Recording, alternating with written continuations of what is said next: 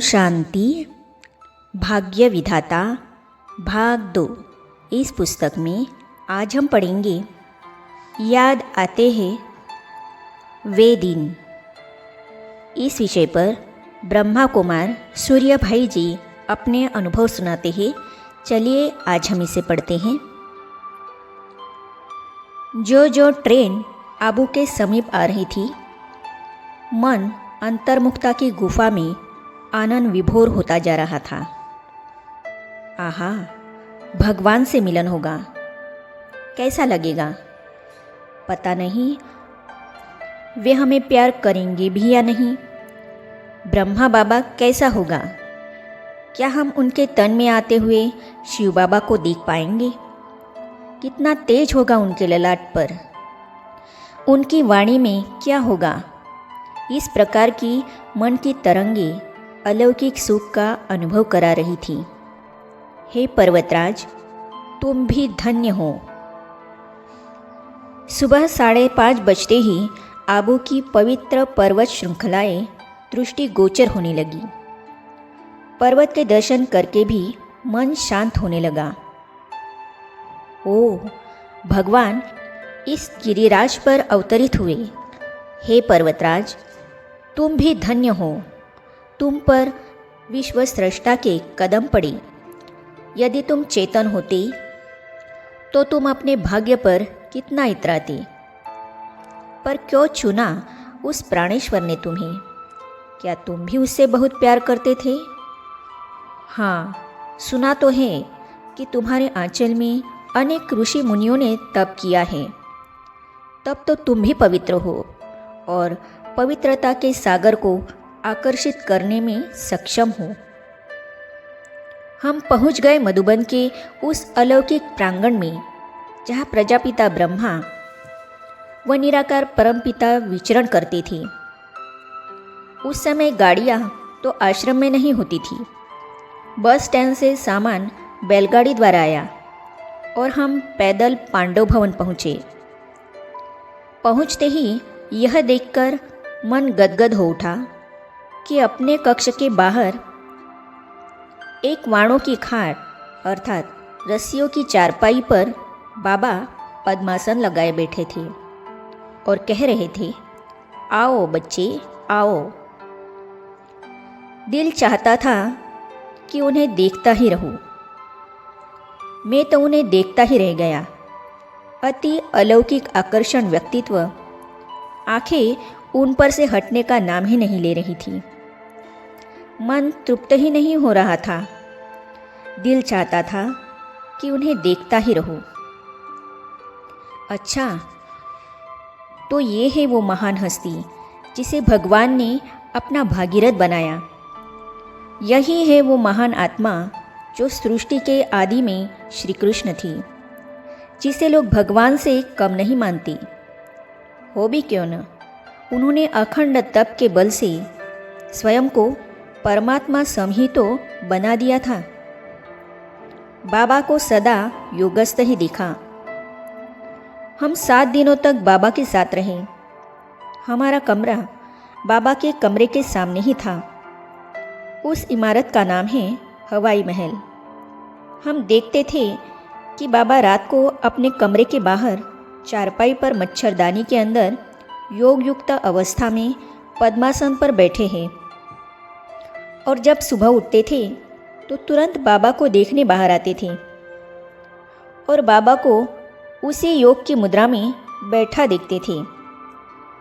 बाबा हमारे बाद सोते थे, वह पहले उठ जाते थे। हम यदि सवेरे 3 बजे भी उठे तो भी बाबा को योगस्थ ही देखा। बाबा को हम चलते फिरते भी देखते थे।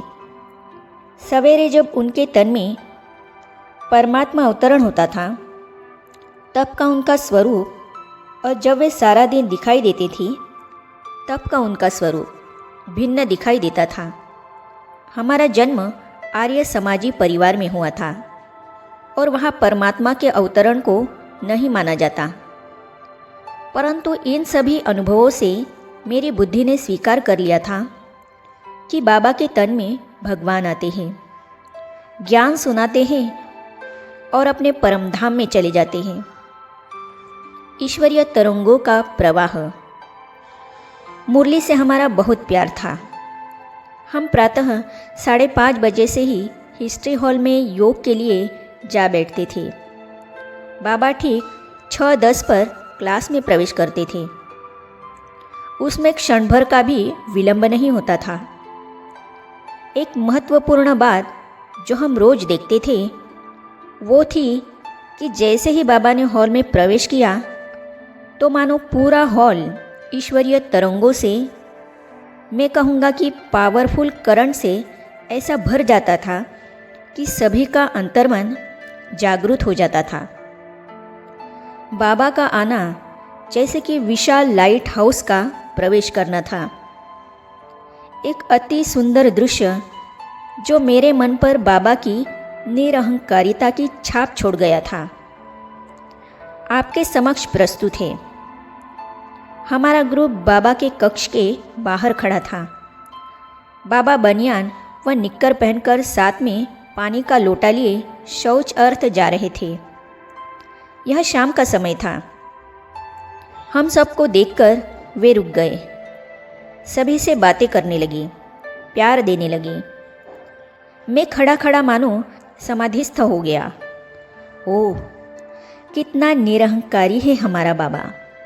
हम छोटी छोटी बातों का अहंकार रखते हैं और वे संसार की सर्वोत्तम आत्मा होते हुए भी, एक महान तपस्वी होते हुए भी, अपना सर्वस्व त्याग करके भी कितने नम्र हैं।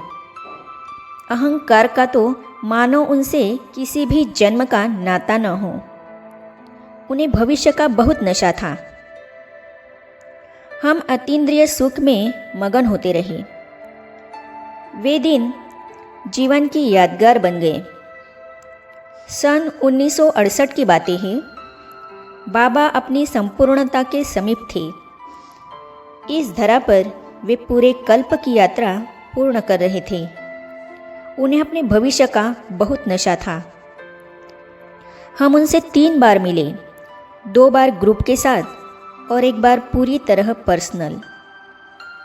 व्यक्तिगत मिलन तो अनुपम था। बाबा ने पूरा परिचय पूछा, एक पिता की तरह सब कुछ पूछा। हमने समर्पित होने की इच्छा व्यक्त की और तब बाबा ने दृष्टि दी। दृष्टि पाकर मैं विदेही हो गया, न जाने कहाँ खो गया।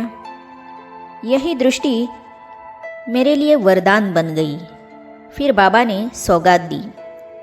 जाते समय बाबा ने हम सबको एक एक करके गले लगाया, बादाम मिश्री खिलाई तथा रुमाल हिलाकर विदाई दी और कहा, बच्ची गो सुन कम सुन, अर्थात जल्दी जाना जल्दी आना। हम आबू अब्बा के घर से वापस आ तो गए, परंतु मन को वही छोड़ आए। चित्त पर एक एक दृश्य इतनी गहनता से अंकित हो गया था कि भूले नहीं भूलता था। मन बार बार कहता था कि आबू में भगवान आया है, तू यहाँ दुनिया में क्या कर रहा है? चल वही चल, यह संसार तेरे रहने के योग्य नहीं है। मैं दिल्ली से हर हफ्ते एक पत्र बाबा को लिखता था। आखिर मेरे दिल की आवाज़ उन्हें पहुंची और उन्होंने मुझे स्वीकार कर लिया। मैं समर्पित हो गया। बाबा की महानताएं। बाबा जब बच्चों के साथ पहाड़ी पर जाते थे तो बीच बीच में खड़े होकर पीछे मुड़कर अत्यंत रूहानी नशे से राजाओं की तरह बोलते थे, हाँ बच्चे, किसके साथ चल रहे हो? नशा है? बाबा के नैनों से व चेहरे से झलकता नशा देखकर सभी स्वमान में मगन हो जाते थे। यज्ञ का बेगरी पाठ ऐसा था कि कोई भी मनुष्य चिंतित हुए बिना नहीं रह सकता था। जब ऐसी समस्या आती है तो मनुष्यों की कितनी दयनीय दशा होती है। हम सुनते व देखते हैं, मनुष्यों का हाल बेहाल हो जाता है। वे लज्जा के मारे बाहर भी नहीं निकलते, परंतु बाबा के चेहरे पर चिंता की एक भी सिकुड़न नहीं थी। शिव बाबा पर ऐसा विश्वास व स्वयं की विजय में ऐसा नशा। अनेक बच्चों के यज्ञ को छोड़कर चले जाने पर भी वही धैर्य। सचमुच कल्पना सी लग सकती है, परंतु यही सत्य है। एक बाबा की अडोलता सारे यज्ञ को अडोल बनाए रही। कितना ध्यान था बाबा का अपनी योगयुक्त स्थिति पर। जब बाबा बच्चों के साथ पिकनिक करते थे या खेल खेलते थे तो कहते थे, बच्चे खेल कूद खाने पीने में मस्त होकर बाबा को भूल न जाना। नहीं तो बाबा कहेगा, देखा खाने पीने में इतने मस्त हो गए जो बाप को भी भूल गए। हर कर्म में बाबा को यह ध्यान रहता था कि शिव बाबा की स्मृति छूट न जाए। तभी तो वे सबसे महान योगी बने।